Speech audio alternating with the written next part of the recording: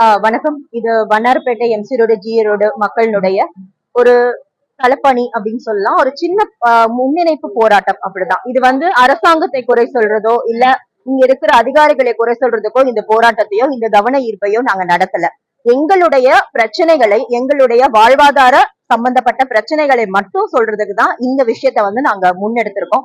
இத நிறைய நாட்கள் நாங்க சொல்லிட்டும் வந்திருக்கோம். சரியான கவனம் இல்லாம தான் இந்த பிரச்சனைகள் இவ்வளவு தூரம் நிக்குது. இங்க இருக்கிற அத்தனை வியாபாரிகள் 4000 கடைகள் சொன்னாங்க. இந்த 4000 கடைகள்ல வேலை பார்க்கிற தொழிலாளர்களுடைய குடும்பங்கள் இவங்க எல்லாருக்குமே உரிமையா நாங்க தான் பதில் சொல்லணும். நாங்கன்னு சொல்றது இந்த அத்தனை வியாபாரிகளையும் சேர்த்து சொல்றேன்.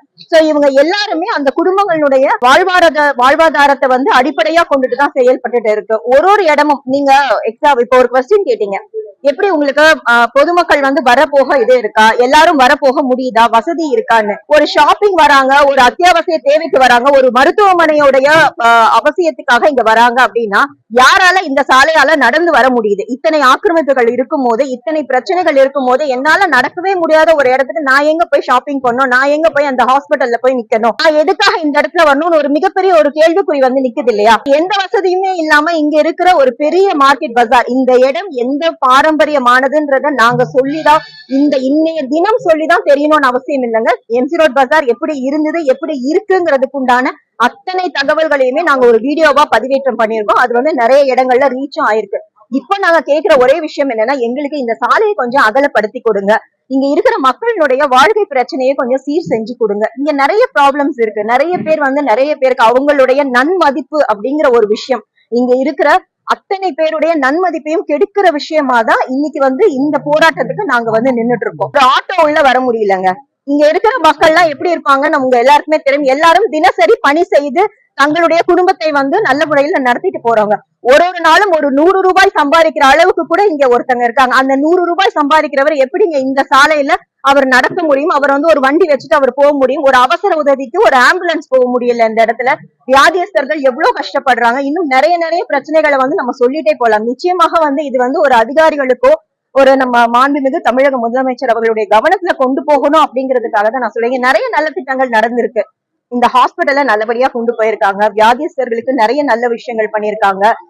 இத சுற்றி பள்ளிகளை நல்ல முறையில அந்த கல்வி எல்லாத்தையுமே நல்லபடியா மேம்படுத்தி கொடுத்திருக்காங்க. ஆரசாரம் பூங்காவை சீரமைச்சு கொடுத்திருக்காங்க.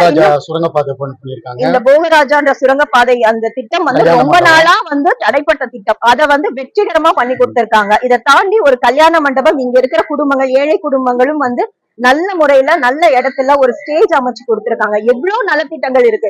இந்த ஒரு திட்டம் மட்டும் ஏன் மக்களுக்கு இவ்வளவு கஷ்டத்தை கொடுக்குதுங்கிறதுக்கு நாங்க நேரடியா நிறைய ஆதாரங்களை கொடுத்திருக்கோம்.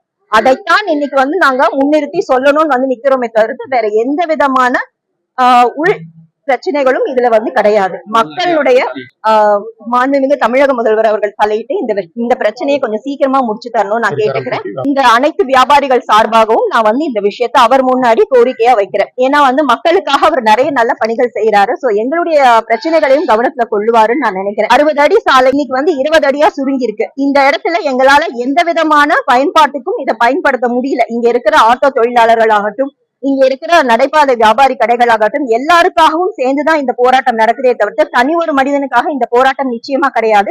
இங்க இருக்கிற 40,000க்கும் 50,000க்கும் மேற்பட்ட குடும்பங்களுடைய ஒருத்தருடைய வலியையும் தெரிவிக்கிறது தான் இந்த போராட்டம். அவருடைய கவனத்துக்கு இதை நாங்க கொண்டு போறதுக்காக ஒரு அமைதியான முறையில எங்களுடைய கோரிக்கையை முன்னாடி வச்சிருக்கோம். நல்லபடியா எங்களுக்கு ஒரு தீர்வு கிடைக்கும் நாங்க நம்புறோம். இந்த திட்டம் போட்டது 18 மாசங்கள். 18 மாசத்தையும் கடந்து பாத்தீங்கன்னா நீங்க எத்தனையோ தீபாவளி, எத்தனையோ பொங்கல், எத்தனையோ ரம்ஜான் ரொம்ப பாதிக்கப்பட்டிருக்கீங்க. இந்த தொகுதியை சேர்ந்த சட்டமன்ற உறுப்பினரை பார்த்து ஏன் இது மாதிரி தோய்வா இருக்கு? ஏன்னா சேகர் பாபு இருக்கிறாரு, அவர் தொகுதியில 99.9% எல்லா திட்டங்களும் முடிஞ்சு. இது வடசென்னை வளர்ச்சி திட்டத்துல இது மட்டும் நிறுத்தப்பட்டிருக்குது. ஏன் இவ்வளவு தோய்வா போயிருக்கு? அந்த லாஸ்ட்ல வியாபாரம் நடக்குது, இந்த லாஸ்ட்ல வியாபாரம் நடக்குது. நடுவில் இருக்க வியாபாரிகள் மட்டும் வயிற்றுல ஈரத்துணி போட்டு இருக்க மாதிரி அவங்க தரப்பு. சார், அரசாங்கம் திட்டம் கொண்டு வரும், அதுக்கு அதிகாரிகள் சப்போர்ட் பண்ணுவாங்க, எல்லாருமே இருப்பாங்க சார். எல்லாரும் ஒட்டுமொத்தமா சேர்ந்து நிக்கும் போது மட்டும்தான் வந்து எந்த ஒரு திட்டமும் வந்து முழுமை அடையும். இங்க வந்து நிறைய பேரு நிறைய விதத்துல வந்துட்டு அந்தந்த திட்டங்களுக்கு ஏத்த மாதிரி இங்க ஒர்க் பண்ற வியாபாரிகள் சாரி இங்க வேலை பாக்குற மனிதர்கள் பாருங்க 2 பேர் வச்சு வேலை பார்த்தாங்க. இது அவங்க கவனத்துக்கு போகுதாங்கிறது எங்களுக்கு தெரியல. நீங்க சொல்ற அதிகாரிகளுடைய கவனத்துக்கு நாங்க எடுத்துட்டு போயிருந்தோம். இங்க இருக்கிற அண்ணா எம்எல்ஏ அந்த அண்ணாவுடைய கவனத்துக்கும் இதை அவருமே வந்து எங்களுக்கு நிறைய சப்போர்ட் வர இந்த நிமிஷம் வரைக்கும் இந்த போராட்டத்துக்கு கூட அவர் நல்ல முறையில பண்ணுங்க, நீங்க உங்களுடைய தேவைகள் அமைதியா சொல்லுங்க, அவ்வளவுதான் அவருமே சொன்னார். ஏன்னா இங்க வந்து யாரும் யாரையும் வந்து நீங்க இதை பண்ணக்கூடாது இதை செய்யக்கூடாதுன்னு சொல்றது கிடையாதுங்க. இன்னைக்கு எனக்கு இந்த பிரச்சனை இருக்குன்னா அதை கொண்டு போய் தைரியமா பேசுற அளவுக்கு தான் எங்களுக்கு இங்க அதிகாரிகளும் இருக்காங்க. இங்க நீங்க சொன்ன அந்த அமைச்சர்கள் அவங்க 2 பேருமே இருக்காங்க. இந்த பிரச்சனை என்னன்னா எங்களுடைய தேவைகள் ரொம்ப லேட் ஆகுது. இந்த ஒரு திட்டம் வந்து நீங்க 2 பேர் வச்சு இவ்வளவு பெரிய தெருவுல என்ன சார் நீங்க இது பண்ண முடியும்? நாங்க போய் கார்பரேஷன்ல கேக்குறோம், எங்களால பண்ண முடியும், கொஞ்சம் வெயிட் பண்ணுங்க. எங்களுடைய தீபாவளி வியாபாரம் பொங்கல் வியாபாரம் அது அவங்களுக்கு பெரிய விஷயமாவே தெரியல. உங்களுடைய கான்ட்ராக்ட்ல ஒரு 5 பேர் வேலை பாக்குறாங்கன்னா அந்த 5 பேரோட வேலை மட்டும்தான் சார் அவங்களுக்கு தெரிஞ்சது. இதை நான் சொல்லலாமான்னு எனக்கு தெரியல. ஒரு 5 பேர் அவங்க இருக்காங்கன்னா மேடம் கான்ட்ராக்ட் போட்டிருக்கோம், அந்த 5 பேரோட பிரச்சனை இருக்குல்ல அதை பாக்குறீங்க. இங்க இருக்கிற 50,000 குடும்பத்தோட பிரச்சனையை நாங்க யார்கிட்ட சார் போய் சொல்ல முடியும்? இதை நாங்க முறையில நிறைய இடங்கள்ல கொண்டு போயிருக்கோம். முதல்ல ஸ்மார்ட் சிட்டி ஆரம்பிக்குதுன்னு பேசும்போது இந்த அளவுக்கு சாலை குறுகுன்னு யாருமே எங்களுக்கு இன்ஃபார்ம் பண்ணல. இந்த மாதிரியான சொல்லிருக்காங்க, இந்த வழியான பிரச்சனைகளை நீங்க சந்திப்பீங்கன்னு இப்ப வந்து வெஹிக்கிள் மூவ்மெண்டே இல்லைங்க. இல்லங்க இங்க ஒரு ஆட்டோ வர முடியல, ஆட்டோ சுத்துதுங்க 2-3 சந்து. எங்களுக்கு வாக்குறுதி கொடுத்தது வந்து ஸ்மார்ட் சிட்டி போடும்போது ஸ்மார்ட் சிட்டி வாக்குறுதி கொடுத்தது 2 வழி பாதைகளை தான் நாங்க கண்டிப்பா நாங்க யூஸ் பண்ணுவோம். எங்க 2 வழி பாதை இருக்கு பாருங்க. ஆமா பார்க்கிங் வசதி கொடுப்போம், 2 வழி பாதை பண்ணி கொடுப்போம் எல்லாம் சொன்னாங்க. ஆனா இப்ப பேசும்போது அவங்க வந்து வெஹிக்கிள் மூவ்மெண்டே இருக்காது அப்படின்ட்டாங்க. வெஹிக்கிள் மூவ்மெண்ட் 2 வீலரோ மாத்தி சொல்றாங்க. இது எங்களுக்கு பெரிய வியாபாரிகள் மக்கள் மிகப்பெரிய குழப்பம் இருக்கு. அதனால நாங்க இது வந்து லட்சக்கணக்கான சாமானிய மக்கள் 100% சாமானிய மக்கள் வந்து ஜவுளி வாங்கிட்டு போற இடம். இதை வந்து அவங்களுக்கு பாதுகாப்பும் நல்ல முறையில எடுத்துட்டு போறதுக்கும் நாங்கள் இங்க இருக்கிற வியாபாரிங்க எங்கேயுமே கிடைக்காத ரேட்டுக்கு நாங்க கொடுக்குறோம். ரீட்டைல் எடுத்த நம்ம கம்மியா வீட்டுக்கு வாங்கினா கூட அவங்களுக்கு ஹோல்சேல் விலையில கொடுக்குறோம். இதுல தேடி வராங்க.